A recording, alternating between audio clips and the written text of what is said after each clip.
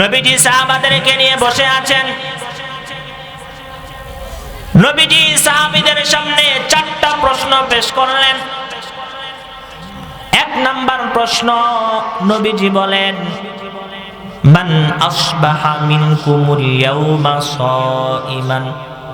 ও সাহাবীরা রে, তোমাদের মধ্যে এমন কোন ব্যক্তি আছো নাকি যে আজকে সকালবেলা রোজা রেখেছো? আপনাদের মধ্যে কেউ আছে নাকি এমন আজকে রোজা রাখছে? নাই। আবু বকর মজমাত থেকে দাঁড়িয়ে গেছে, ও নবী গো, আমি আবু বকর আজকে সকালবেলা রোজা রেখেছি। রোজা রাখলে সওয়াব আছে না নাই? আমরা ওই যে রমজানুল মুবারক মাসে রোজা রাখছি, এখন পর্যন্ত এমনও মানুষ আছে আর একটা রোজাও রাখছেন নি আপনারা?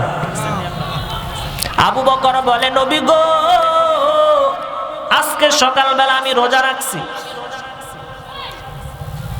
কারণ রোজা রাখলে সওয়াব আছে না নাই? আল্লাহর নবী বলেন, যে ব্যক্তি একদিন আল্লাহকে খুশি করার জন্য রোজা রাখবে, আল্লাহ পাক ওর থেকে জাহান্নামকে 70 বছর রাস্তায় দূরে সরিয়ে দিবে। যে ব্যক্তি প্রতি মাসে 3 দিন রোজা রাখবে, সে যেন গোটা বছর রোজা রাখলো। নবী বলেন, আবু বকর, তুমি রোজা রেখেছো, অনেক ভালো কাজ করেছো।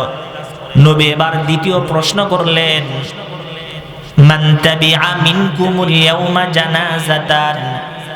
ও সাহাবীর দল, তোমাদের মধ্যে এমন কোন ব্যক্তি এখানে আছো নাকি যে আজকে কোন জানাজার নামাজে অংশগ্রহণ করেছো? আবু বকর লাফ দিয়ে দাঁড়িয়ে গেছে, নবী গো, আমি আবু বকর আজকে একজন ব্যক্তির জানাজার নামাজে অংশগ্রহণ করেছি। জানাজার নামাজে অংশগ্রহণ করলে সওয়াব আছে না নাই? নবী বলেন, কোন ব্যক্তি যদি কারো জানাজার নামাজে অংশগ্রহণ করে, তারে আল্লাহ 1 কিরাত সওয়াব দেয়।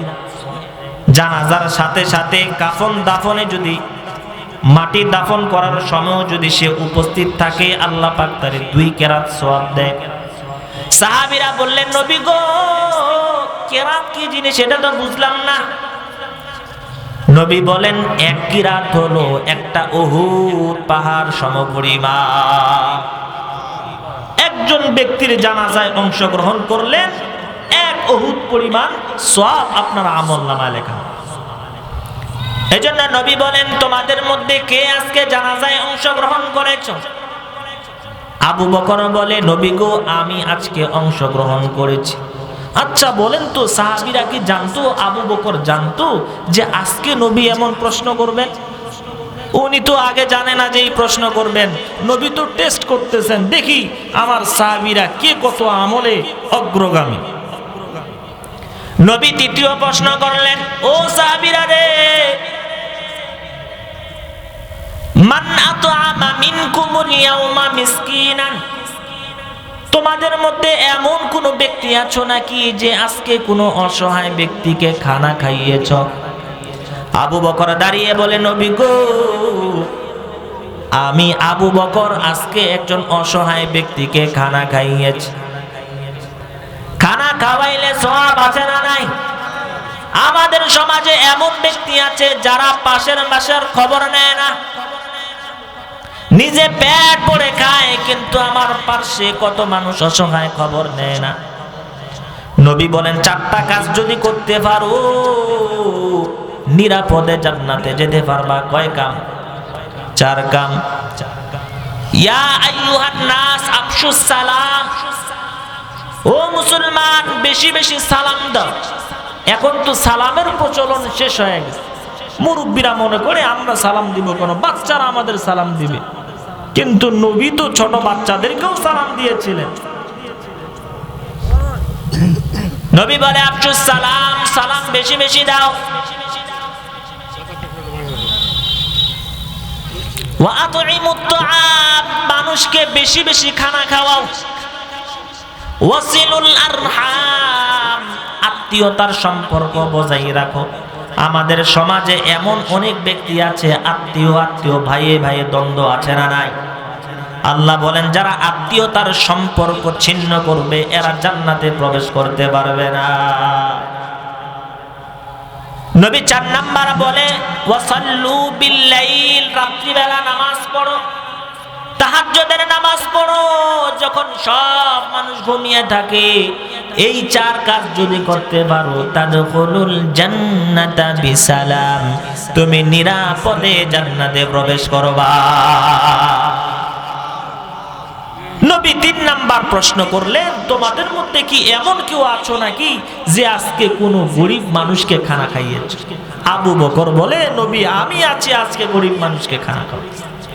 নবী 4 নাম্বার প্রশ্ন করে মান আদা মিনকুমুল ইয়াউমা মারিদান, তোমাদের মধ্যে এমন কি কোনো মানুষ আছে নাকি যে আজকে একজন অসুস্থ ব্যক্তির সেবা যত্ন করেছ?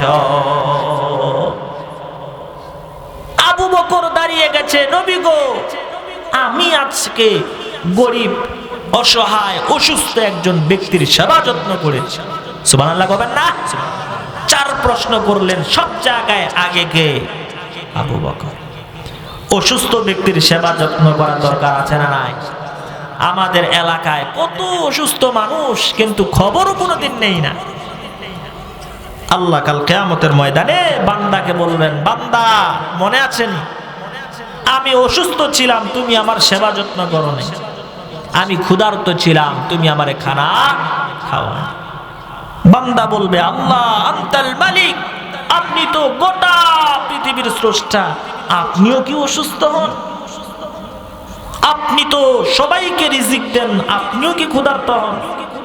আল্লাহ বলবে বান্দা মনে নাই তোমার বাসার পাশে মাদ্রাসার ছাত্রগুলো ক্ষুধার্ত ছিল, তোমার বাসার পাশে অমুকে ক্ষুধার্ত ছিল, তুমি খবর নেও নাই। তুমি যদি ওরে খাওয়াইতা তো আমারে খানা খাওয়ান, তুমি যদি ওই অসুস্থ ব্যক্তির সেবা যত্ন করতা তো মনে করতা তুমি আমার সেবা যত্ন করতা। সুবহানাল্লাহ। তো কই তুমি তো আমার সেবা যত্ন করো না। নবী 4টা প্রশ্ন করলেন, সবার আগে যিনি তিনি কে? তো আবু বকর জান্নাতের গ্যারান্টি পাবে না তো আপনি আমি পাবো?